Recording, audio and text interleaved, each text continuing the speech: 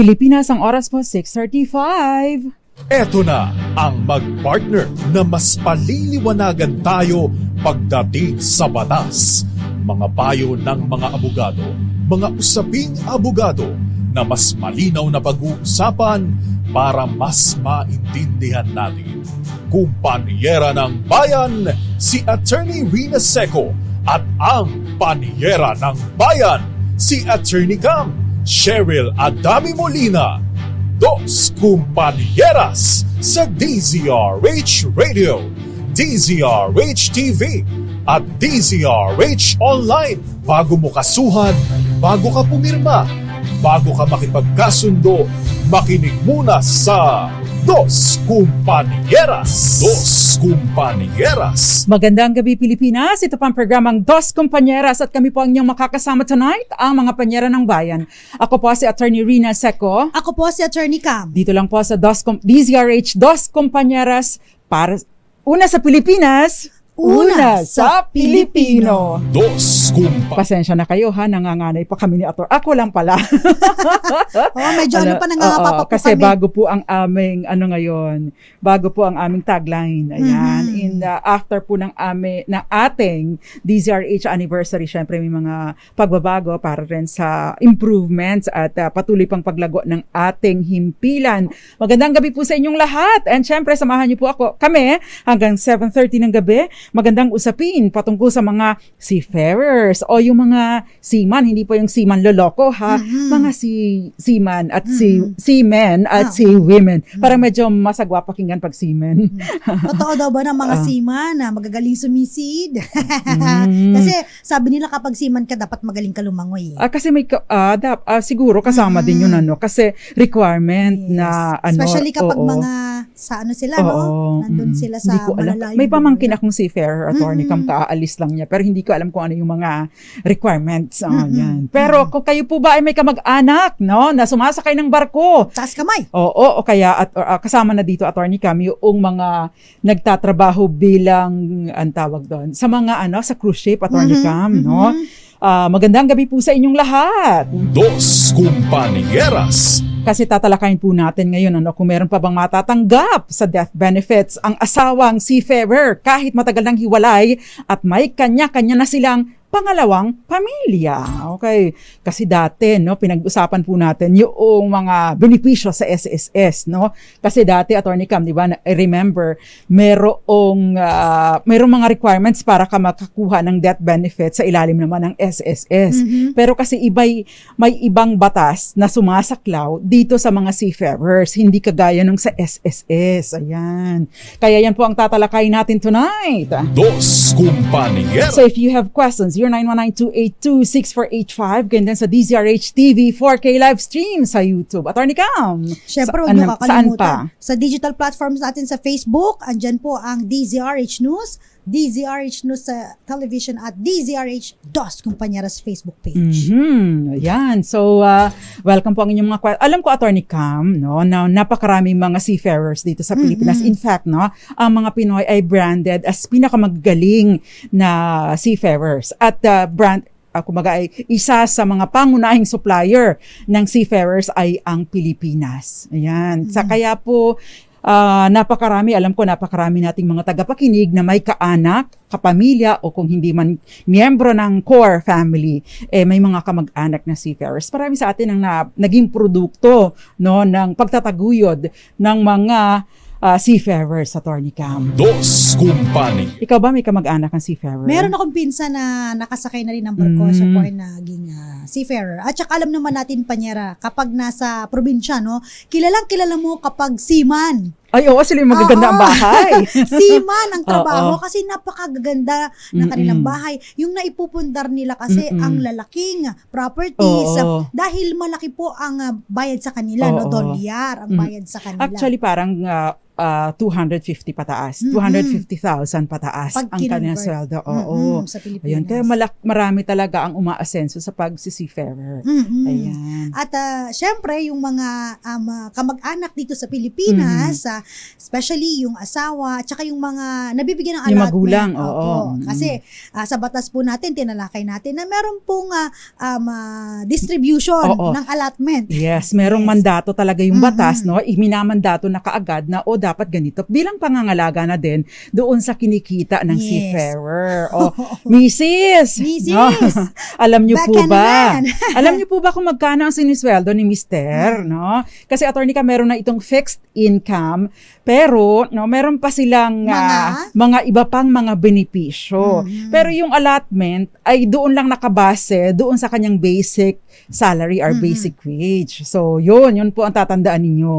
Dos Compañeras. Ayan. So, kasi po ito ay naisipan natin itong talakayin dahil nga po sa mga tanong na din ng ating mga tagapakinig, no? Bagaman at in 2023, no?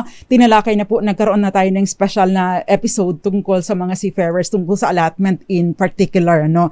At ngayon, marami pa rin mga questions dahil kapag ka namatay ba ang isang seafarer, no?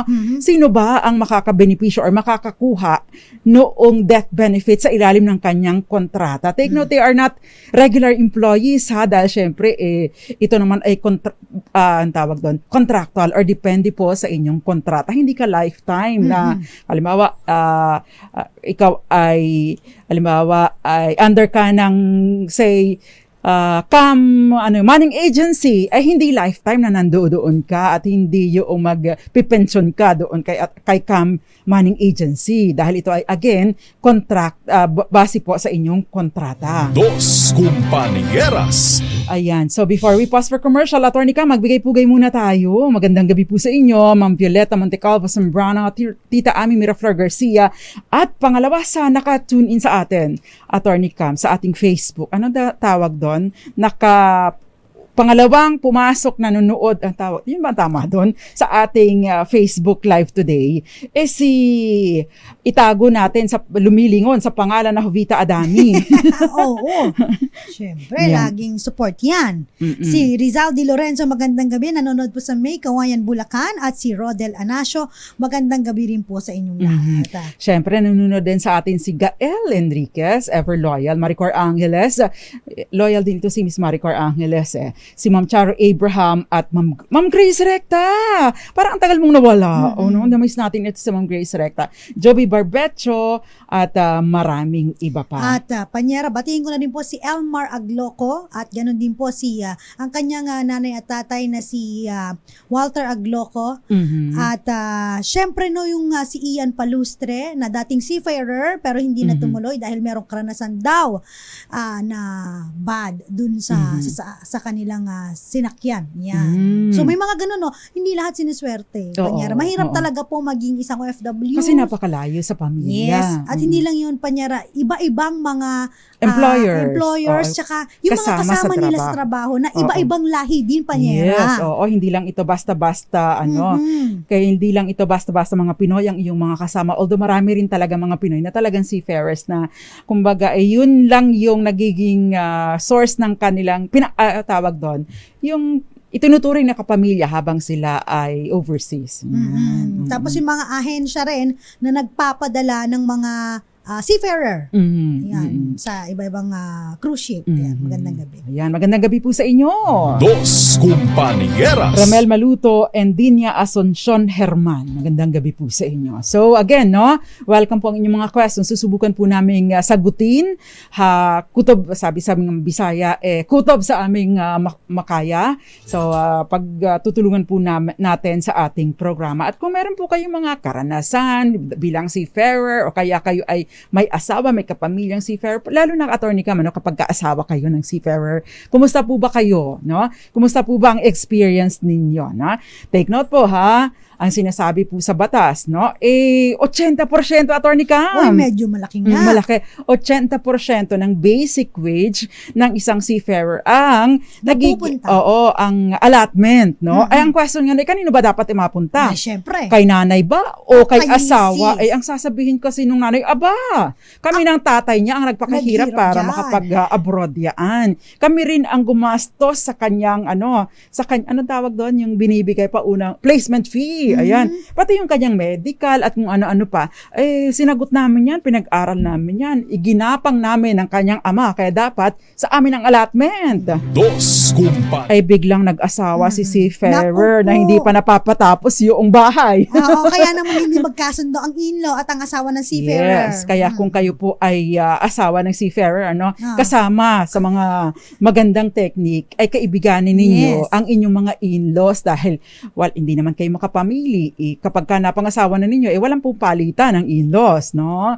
Kaya matinding pakisama. Magandang gabi po sa mga taga Buhi, Camarines Sur, lalong-lalo na kay Wilfredo So. Magandang gabi po sa inyo. Dos Kumpanieras. Paano daw panyera kung halimbawa may naiwan na ari-arian itong si seafarer? Ibig sabihin na wala na siya? Oo, nawala na siya. Tapos, eto na, no, magte-take effect na yung succession. Pwede rin bang ang allotment ay same-same? 80% sa misis, 20% lang sa...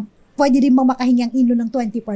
Yan, Ito di ba? yung mga kasi pinag-uusapan na din ay Yes. death benefits. Correct. So kapag ka pumasok yung death benefits ay pumapasok din ang mana. Kasi Yes. every time na may namamatay ay merong pagmamanang nangyayari for as long as merong property na Na naiwan. naiwan. So ang tanong ngayon, yun po bang death benefits, no?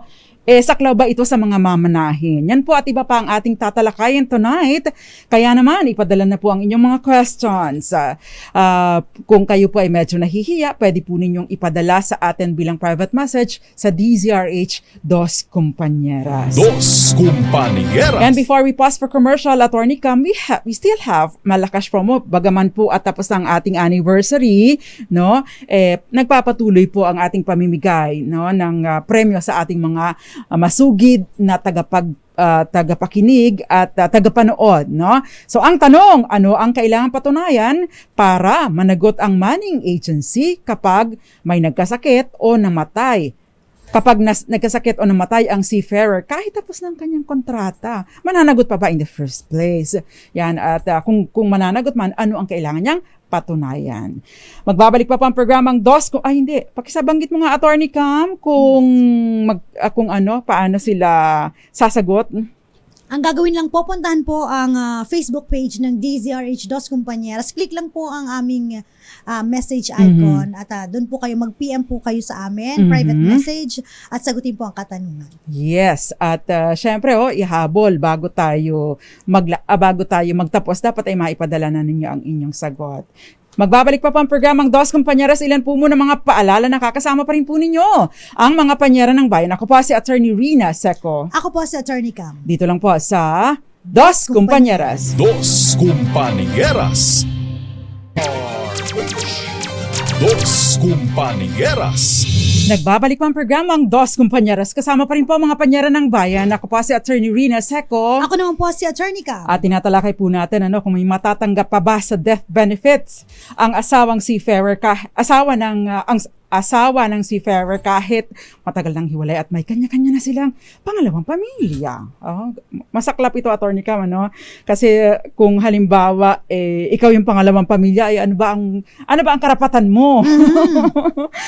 Lalo na, Attorney Cam, kung hindi naman pinag-uusapan po natin, kasi asawa pa ang pinag-uusapan natin, ibig sabihin hindi sila annulled. Kasi may isang kaso, mayroong isang kaso na dinesisyonan recently ang Korte Suprema patungkol doon sa pag-aaway ng dalawang asawa, no? Kasi kasal sa una, kasal sa pangalawa, pero kasal sa hindi pangalawa. naman annulled or hindi Correct. declared na void ang kanilang kasal. Dos Kumpanieras. Tapos panyera, Oo. yung una, may anak na isa, di ba yun Oo, yun? at may anak pangalawa. Sa pangalawa Oo. naman, dalawa yung anak. Yes. Yan na, oo, nag-away-away Ay, na. nagpakasal kasi si Mister, no? Ng pangalawa, bagaman at hindi pa sila, Hiwalay nung kanyang unang asawa. hindi pa sila legal na napapawalang visa o annulled o Sila ang po ay kanilang kasal. Hiwalay Parang bigamus. sila po ay hiwalay lamang sa Sila nagkasundo. Yan. Walang basbas ng korte. But anyway, ready na ba si Henry Uri? Kasi meron po tayong report mula sa labas. Kasi Attorney Cam, may mga kumakalat na Yes. balita. Paki-explain mo nga. May mga kumakalat, ito, Marites, na na balita, na pumanaw Luisan na daw Marites po. at Tolits. Kasi yung Marites na yan, minsan tama, kadalasan mali, no? Ito po, pumanaw na daw po si dating Pangulong Rodrigo Duterte. Ito At ba meron ay pong paglilinaw, oo, no? fake news o hindi? Ang kampo ng mga Duterte dahil ayon po sa ulat ay yung balita na pumanaw na si dating Pangulong Rodrigo Duterte ay fake news. Ayon po sa kampo nito. At may paglilinaw, pag-uulat si RH7 Henry Uri. Henry, magandang gabi sa iyo.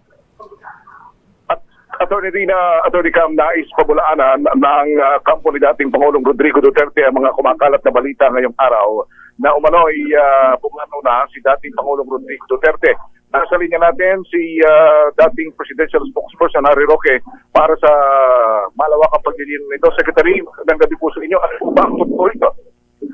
Magandang gabi, Henry. Magandang gabi, Pilipinas. Pinabubulaanan ko po, pinasisinungalingan ko na wala na po sa piling natin ang Presidente Rodrigo Roa Duterte.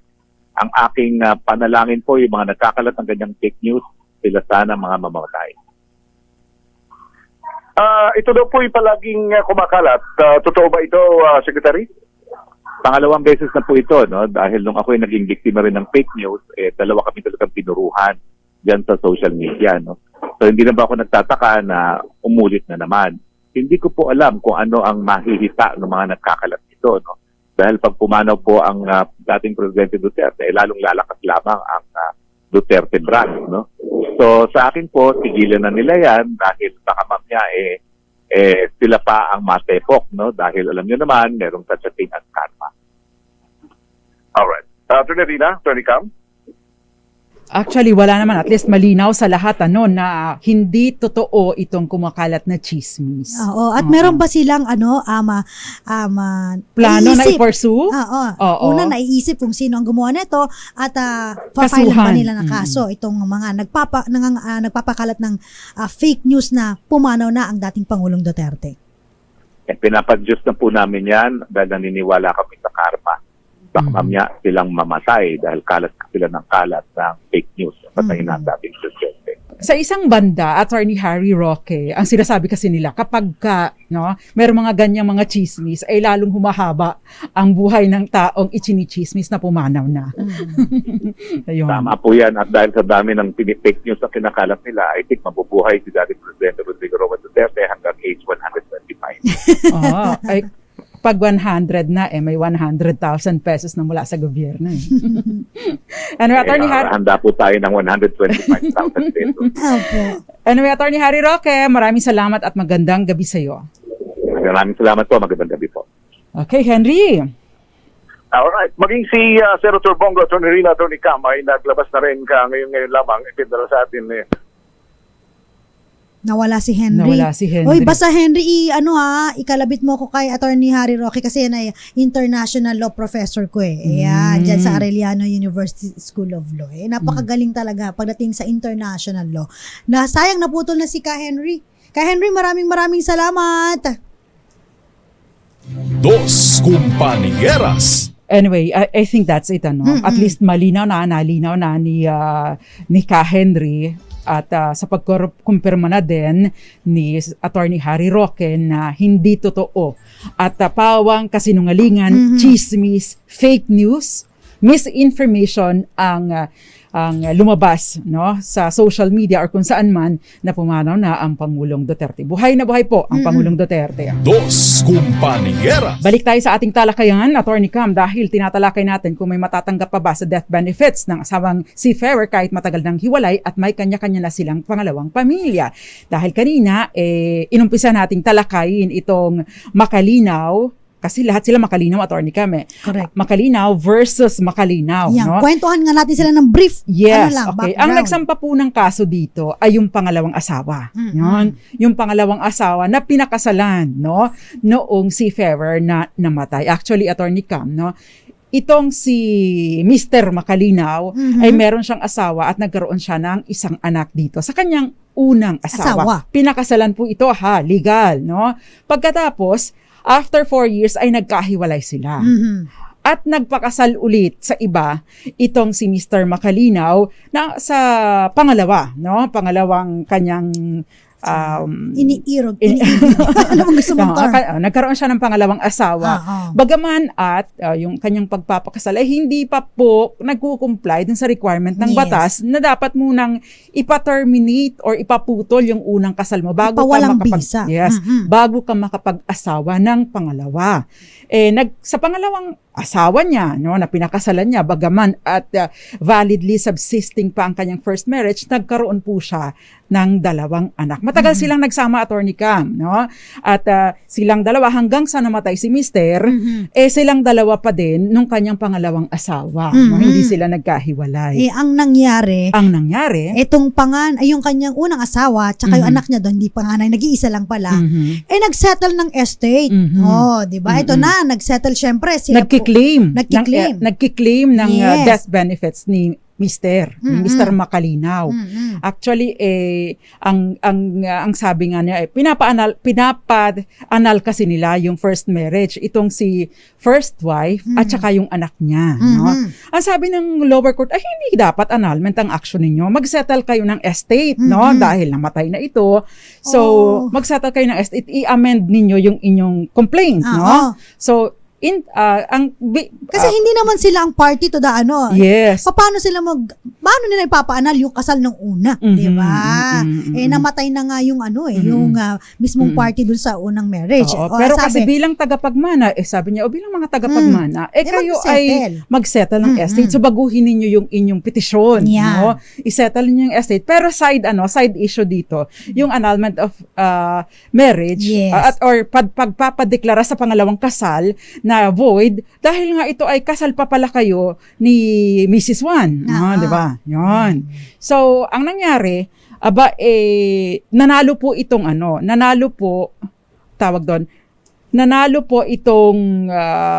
napagbigyan kasi, Attorney Cam, yung unang asawa, no? In essence, nanalo yung unang asawa because ang sinasabi niya may ano pa kayo una pa kayong, kasal pa kayo So ikaw yung, ikaw yung legal na sila yung legal na tagapagmana, yung first wife at saka yung anak, yung anak sa una at saka yung anak sa pangalawa dahil, tagapagmana din naman sila. Dos Compañeras. Ayan, pero may nagkaroon ng issue, Attorney Cam, dahil bagaman actually maraming issues kasi dito, Attorney Cam. Unang-una yung sa settlement ng estate. Kasi parang sabi ng korte, alam mo, impractical kasi na impractical na mag-settle kayo ng estate. Wala namang ari-arian si Mister. Wala naman siyang naiwang ari-arian and therefore, ang naiwan lang talaga niya yung death benefits na nag-uugat doon sa kanyang kontrata with the manning agency. Medyo malaki-laki kasi yung death benefits. Nasa 4 na milyon.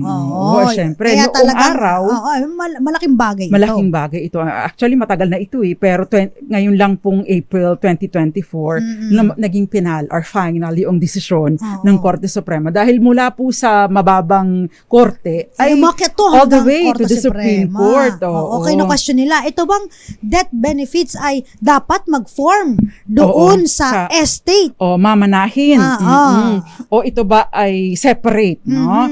Actually, ang ending nito ay sabi ng Korte Suprema, hindi siya bahagi ng estate dahil alin lang ba yung nagko-comprise or lang ba yung composition or sinasaklaw o anong tawag doon, Attorney Cam? Sinasaklaw, binubuo, that's our appropriate. Binubuo ng estate ng namatay. Ayan.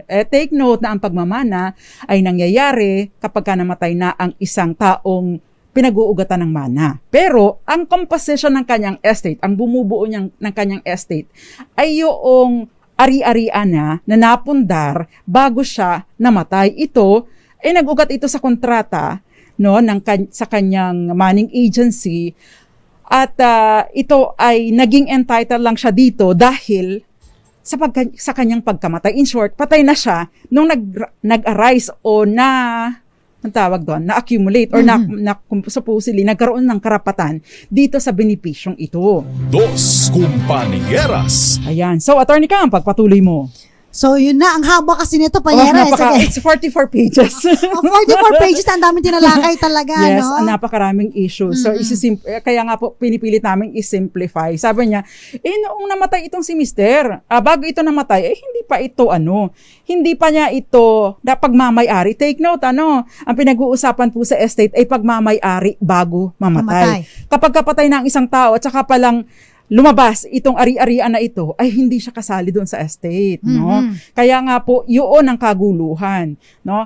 Ang sabi po kasi doon sa lower court ay bahagi ito ng pagmamanahan. Pero sabi ng Korte Suprema, bahagi ito ng pagmamanahan, pero ang dapat na magmana dito, sabi nung sa mababang korte sa Regional Trial Court, bahagi ito ng pagmamanahan, pero ang dapat na magmana dito ay ang kanyang original wife, at ang kanyang mga anak. Pero, ang basehan ng pagbabahagi nito ay yung mga probisyon ng ating civil code. Ayon na din sa POEA rules. Yan ang sinasabi nila.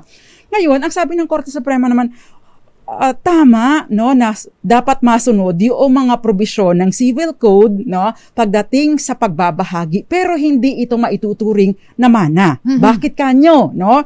Kasi ang composition ng mamanahin ay yung mga ari-arian na natanggap or napundar ng isang taong namatay bago pa siya mamatay. Ibig sabihin, habang siya ay nabubuhay pa. Correct. Ito ay isang benepisyo na lumabas lamang matapos niyang mamatay. And therefore, no, ito ay nagfo-form part ng mga benepisyo na ibinibigay lamang doon sa kanyang mga kumbaga, bagaman at tagapagmana, hindi talaga siya mana, no? Yung kanyang dinidetermine lang, yung kanyang mga beneficiaryo. Yun ang appropriate term. Dos Compañeras. Tsaka Panyera, kasi kung mag-form part to ng mana, di-divide mo muna to sa kalahati. So, Yes. kalahati, mapupunta muna sa misis. Tapos yung kalahati, yun ang paghahati-hatian pa, kasama pa doon si misis. Oo. Yun po kasi kapag yung, ito po yung nag-form part ng mana, tapos walang Oo. last will and testament. Tapos Panyera, ang pinaka, inaano pa dito, yung allotment. Oh No? yes, kasi doon po sa form. Oo, Sa diba? form na finil out ni Mr. Macalinaw, yung kanyang pangalawang asawa, ang alati, ibig sabihin yung tatanggap. No? At ang kanyang designated alati kasi sa ilalim po ng batas sa POEA or batas ng POEA, no? Ang isang seafarer ay may kapangyarihan siya na mag-name or mag-designate ng tatanggap ng kanyang allotment, no? Kaya dito, by virtue of that, Yes. inassign niya, no, na alati si pangalawang Mrs. Macalinaw, si Oo. Mrs. number 2. Mrs. number 2. Oo. Doon nagkagulo po. Yung word na, si alati ba ang kukuha o si beneficiaries, di ba? Sa beneficiary sa Yes. ilalim na as determined by the law. Yes. Oo. Ayan. Yung dinetermine mismo Oo. nung seafarer na kanyang pagbibigyan. Take note po Alati. na hindi po kinikilala ng batas. Alright? Therefore, hindi rin kikilalanin ng korte yung pangalawang kasal dahil nga, kumbaga, bigamous marriage ito. Correct. Dahil Ibig existing sabihin, pa yung unang kasal. Dahil nga po requirement para ka makapagpakasal, no? Pangalawa, pangatlo, dapat ay malinis ka muna, single and ready to mingle. Yes. Oo. Pag bigamous po, ibig sabihin, void from the very beginning, walang bisa sa simula pa lamang. Oo. At kahit pa actually, may mga pagkakataon na namamatay na nga yung namatay after nilang maghiwalay, pero after pang makasal ng pangalawa, hindi po nagiging valid, hindi po na-ratify or nananatiling walang bisa yung kasal sa pangalawa. In fact, kahit po mapadeclare na void or annulled, no, yung first marriage, for as long as ang pangalawang kasal ay nangyari, nakasal pa, no, sa una, hindi po magiging valid pa rin yung kasal. Ayan. Dos Compañeras. Now, ano ba ang desisyon ng korte? Oo, di ba? So, dahil nga ito ay beneficiary at in-exclude po, no, sa mana, ano pa rin po, no? Sinunod pa rin po yung hatian. Sinunod ang Yes. hatian Sa- ayon sa nakasaad sa Civil Civil Code. Code. Oo. Kung saan po, no, ang dahil ang mga beneficiaryo dito, syempre yung misis, yung anak sa una, at yung dalawang illegitimate children. Illegitimate po yung anak sa pangalawa dahil nga po void ang kasal Correct. ni Mr. Macalinaw sa kanyang Mrs. number 2. At si Mrs. number 2 ay hindi kasama Oo, doon sa mga tatanggap. heirs. Bagaman at siya ang pinangalanan na alati. Oo, Correct. or designated na beneficiary ni Mr. Makalinaw. Pero sabi sa batas ay hindi. Kasi void ang kanilang kasal and therefore wala siyang karapatan na walang nabuong karapatan bilang tagapagmana o recipient o beneficiaryo ng anumang benepisyo ni Mr. Ni Mr.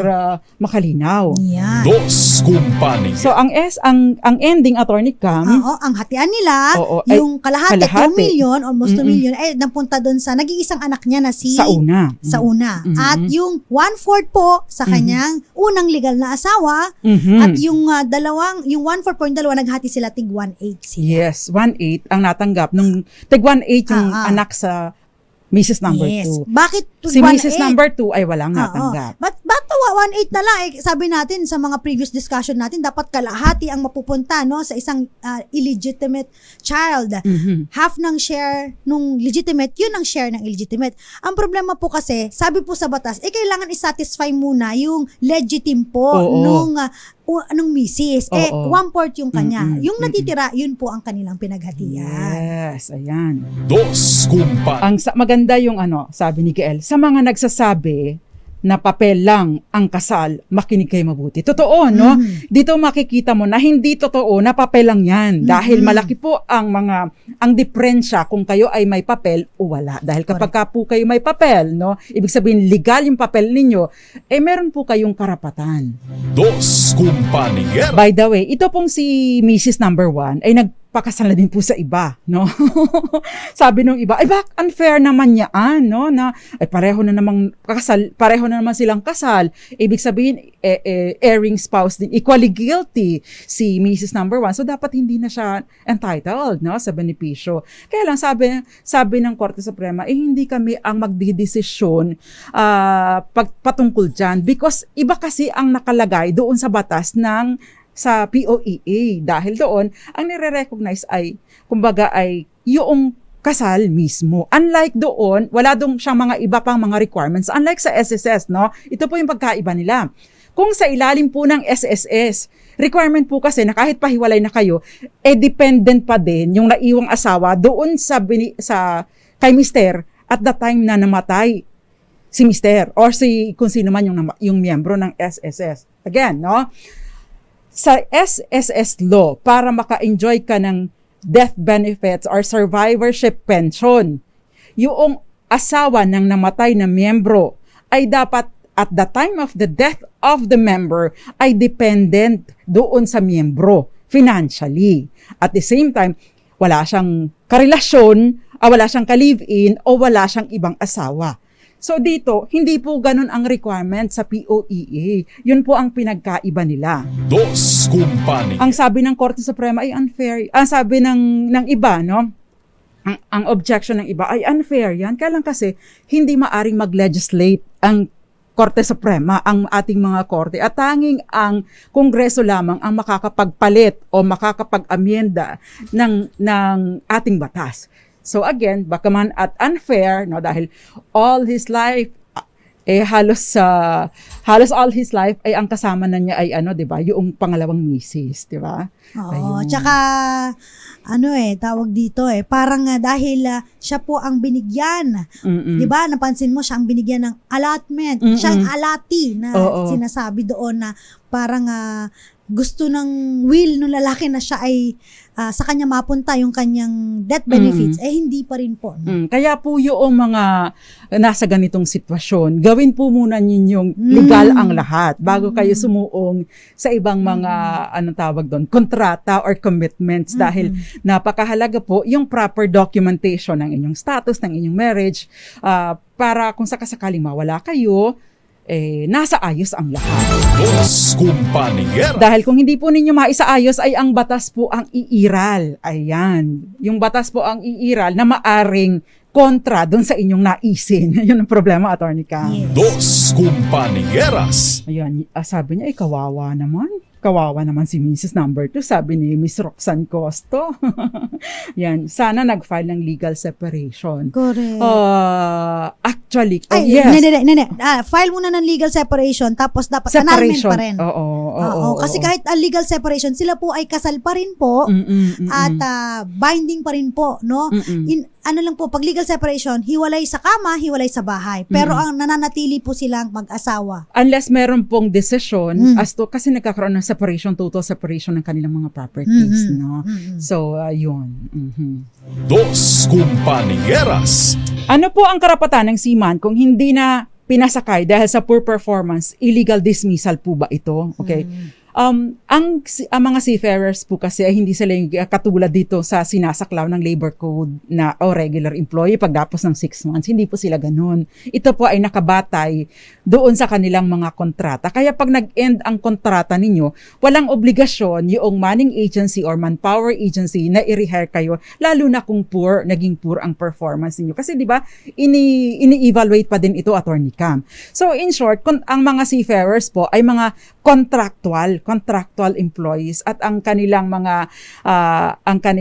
mga benepisyo ay nai-enjoy lamang nila during the period of their contract. So kapag nag-expire na ang kontrata, wala na po ito. Wala kang masasabi na illegal dismissal. Although, no, kung kayo po ay habang nakakontrata pa, hindi kayo basta-basta pwedeng tanggalin, maliban na lamang kung may valid na rason para kayo ay para i-terminate or i-pre-terminate ang inyong kontrata. Dos Compañeras. Ayan, Attorney Cam. Ay, grabe yung pinag-uusapan po natin, no? Ito naman, no, sa mga may question po na may kinalaman po sa mga seafarers. Ayan. Sa mga merong kamag-anak na sumasakay ng barko. Kung meron po kayong mga question at gustong pong sabihin po yung kanilang mga experience, pwede nyo po kaming ma-message po sa aming DZRH digital platform sa Facebook po at saka sa YouTube. Para naman po natin mapag-usapan po yan. Diba? Si Anthony Corrales, hindi daw ba last will yung sa second wife? Hindi po, kasi kahit pa may will kayo, no, kung ito ay illegal ang inyong relationship, hindi po pwedeng maging recipient yung partner sa illicit relationship. No, kahit pa po merong halimbawa will, no, unang-una hindi po ito mana, pero kahit pa po may will yung namatay at ito ay ginugusto niya, ninanais na ibigay ang kanyang mga ari-arian doon sa kanyang illicit na karelasyon, ay hindi po ito papayagan ng batas. Wala pong silbi ito. Void po yung disposition sa will kung illegitimate ang inyong relationship sa inyong partner. Dos Compañeras. Mamaya pag-usapan naman natin kung meron bang instance na na-deny naman po yung claim, yung sa death benefits po ng isang seafarer. Ayan, kung tapos na o kaya tapos na ang kontrata at tapos na rin ang kanyang nung namatay siya, finish na talaga siya, di ba? So kasi may mga pagkakataon na talagang nakababa na tapos saka nagkasakit, no? Or saka inatake sa puso, na stroke o kung ano man sakit o kailangang may operahan o may mga medical procedures, minsan kasi nauubos ang savings, Attorney Cam, masyadong nai-enjoy. So tatalakayin po natin yan sa ating pagbabalik. Tsaka, last na lang, kung meron bang makukuha yung mga asawa nila sa ECC, Employees Compensation Commission. Ayan. Yan po at iba pa ang ating tatalakayan. Again, we have a malakas promo, Attorney Cam. Sagutin po ang katanungan. Uy, nakikinig ba kayo sa mga may alama ng sagot sa ating katanungan? Eto na, malakas promo, ano ang kailangang patunayan para managot ang manning agency kapag may nagkasakit o namatay ang seafarer kahit tapos na ang kontrata nito. At ipadala po bilang private message sa amin, DZRH Dos Compañeras, no, with your name and your GCash number at kung nasaan po kayo, at mamimili po kami ng isang mananalo tonight. Magbabalik pa po ang programang Dos Compañeras. Ilan po muna mga paalala? It's 7:17 in the evening. Nagbabalik pa ang programang Dos Compañeras. Dito pa rin po sa DZRH kasama ang mga panyera ng bayan. Ako po si Attorney Rina Seco. Ako po si Attorney Cam. At tinatalakay po natin yung death benefits. Pero before we pause for commercial, Attorney Cam, meron kang question. Oo, no, ang question natin, no, sa mga sa mga nagtatanong, meron bang instance kung saan hindi nakakuha ng death benefits ang seafarer kung siya po ay tapos na ang kontrata. Mhm. Ayan. Kasi merong yes. Before ka mag-proceed lang kasi generally po kapag katapos na yung kontrata mo, wala nang obligasyon, no?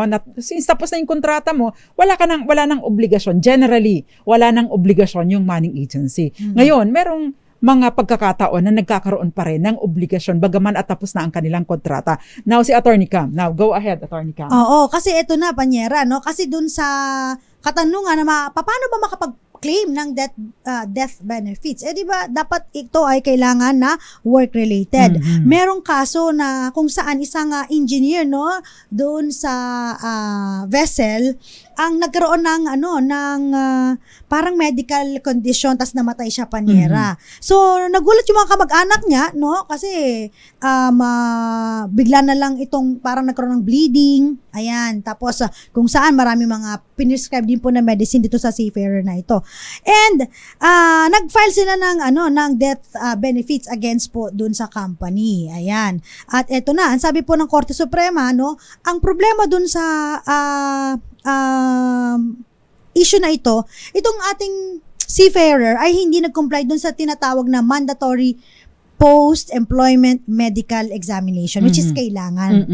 Ganito po kasi, bago kayo sumakay, di ba meron kayong medical exam. Medical exam. Dahil po para matiyak na wala kayong sakit at para kasi kapag may sakit kayo, baka hindi kayo fit na magtrabaho sa bilang seafarer, no?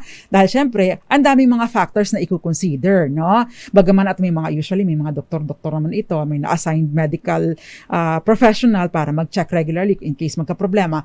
Pero para maiwasan naman yung disgrasya habang kayo ay nakasakay or habang nakakontrata. Dahil syempre, malaking responsibilidad ito ng employer ninyo o ng inyong manning agency, no? So, kailangan matiyak na healthy kayo. Ngayon, kapag during sa kontrata habang nasa dagat kayo or habang nakasakay or habang nakakontrata kayo, no, bigla kayong nagkasakit, sagutin po nila. Yes. Automatic ito, especially kung ito ay work-related. Maliban na lang kung ito ay kagagawan mo, no, dahil ikaw ay pasaway o meron kang na-violate na policy na naging dahilan kung bakit ka nadisgrasya. Now, ipagpatuloy mo, Attorney Cam. Ang nangyari kasi dito, umuwi na, Panyera. Pagka-uwi, hindi dumaan dun sa tinatawag nating post-employment medical examination. Within 60 days po ito, ha? Yan. And then after that, after 2 months kasi, saka namatay. So, tapos na yung kontrata niya. Tapos na yung 60 days. Oo, at tapos rin yung kontrata niya, Panyera. So, nung namatay siya, ito nga yung sinasabi nila na hindi, nakuha po niya yan. Yung bleeding ng gums, etc. Nung siya po ay nakasakay ng barko. Yun ang problema doon. Hindi mapatunayan ng mga heirs na itong illness na to ay work-related. Ayan. So, napakahalaga po na ma-establish ninyo na work-related or na-acquire niya ang sakit na ito habang siya ay nakakontrata. Correct. So ito naman, in relation to that, no? Isa po akong seaman, bumaba ako ng May kasi natapos na po ang kontrata ko. Tapos nagpa-medical ako at nalaman ko, kailangan ko daw na maoperahan. Kaya lang, sobrang laki naman ang gastos. May obligasyon po ba sa akin ang agency? So ang tanong, nag-comply ka ba doon sa Attorney Cam? Employment medical exam. Kasi titingnan, no, kung nagkasakit kayo, nagkaroon kayo ng karamdaman habang kayo ay nandoon sa kanilang pangungontrata. Kasi meron pong listahan ng mga sakit ang POEA na pwedeng ma-cover kahit pa kayo ay nakaalpas na o nakatapos na sa inyong kontrata. Pero dapat po ay work-related ito. So, para siya ma-cover, sakit na nakuhaan habang kayo ay nagtatrabaho pa. Bagaman at natapos na inyong kontrata, if pasok po ito sa listahan, ito ang karapatan mo, no? Sickness allowance equivalent to 120 days of your basic salary, medical treatment, and disability benefits. Pero kailangan po ninyong patunayan na bagaman at nagmanifest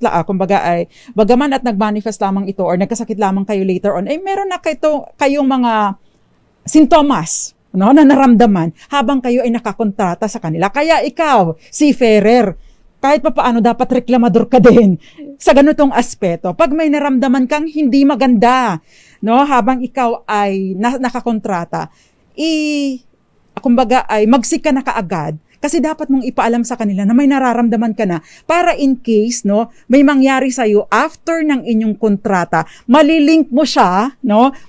Malilink mo yung sakit na yun doon sa pagtatrabaho mo, doon sa under your contract para makakuha ka ng ganitong mga benepisyo. Otherwise, kung halimbawa sinabing, ay lumabas lamang ito nung tapos na ang kontrata mo, paano ka ngayon maghahabol? Yes. So more or less, dapat ma-establish mo yung link, no? Na ito ay nakuha ko noon at ito'y naramdaman ko na habang ako'y nakakontrata sa inyo. Therefore, bayaran nyo ako, no? So yun po ang importanting tip na dapat ay alam, no, ng ating mga seafarers. Kaya yung mga nakikinig dyan na may kamag-anak, no, na seafarer ay i-share niyo po ito sa inyong mga kamag-anak. Dos Kumpanya. Again, para po makaklaim kayo ng benepisyo dito kahit tapos na ang inyong kontrata, mapatunayan ninyo na work-related itong karamdaman na ito or nakuha ninyo habang kayo ay nagtatrabaho at nakakontrata sa kanila. Dos Kumpanieras. Ayan, Attorney Cam. Ito last may na yung pahabol. Panyera. Oo, yung tungkol naman sa ECC, Panyera. Yes. No? Kasi may isang kaso na nakarating sa ECC kung saan yung isang asawa po ng isang seafarer pero ang trabaho niya ay musician sa isang sa isang vessel, Panyera. Sa cruise ship siguro ito. Yeah. Nag-file po ng compensation dahil namatay po ang kanyang asawa doon sa vessel. Kasi ang nangyari, Panyera, no, nakatanggap ang doktor, no, yung kanilang doktor doon sa on board the vessel na meron daw na unconscious na isang yun nga, yung musician nila nandun sa cabin. Actually sa claim sa SSS dinenay yung kanilang death benefit kasi wala daw relationship, no, parang hindi work related yung pagiging musikero at dun sa parang heart attack na nangyari yung cause of death nung kanyang asawa na musikero. So ang sabi ng ECC, hindi, nag-rule sila in favor dun sa widow kasi sabi nila despite na tawag dito musikero ay namatay, no, dahil heavy smoker din daw ito, merong history ng alcoholic beverage na laging umiinom, no? Yung nature nung kanyang trabaho, na-expose kasi siya, no? Na-expose siya sa mga umiinom. Kasi pag musician ka, Panyera, sa mga bar, di ba? Sigarilyo, inom, ganun. So, doon sa vessel na yun, walang policy na nagpo-prohibit na bawal uminom dito, bawal mag-smoke dito. Kaya naman, sabi ng ECC, bibigyan natin ng compensation. Itong asawa nung musikero. By the way, yung pong benepisyo makukuha sa ECC, Employees Compensation Commission, ay iba po ito sa benepisyo na makukuha ninyo doon sa inyong sa inyong employer. Kaya naman, Panyera, madinay ka man sa SSS, baka dito sa ECC ay pumasok ka. No? Magkaiba rin po yung sa SSS. Correct. Ha? Okay.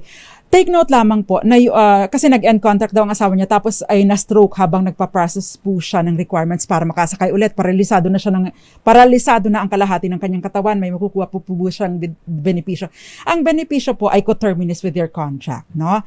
During effectivity at saka work-related. So dapat po ma-detect habang nasa barko or during the effectivity of your contract.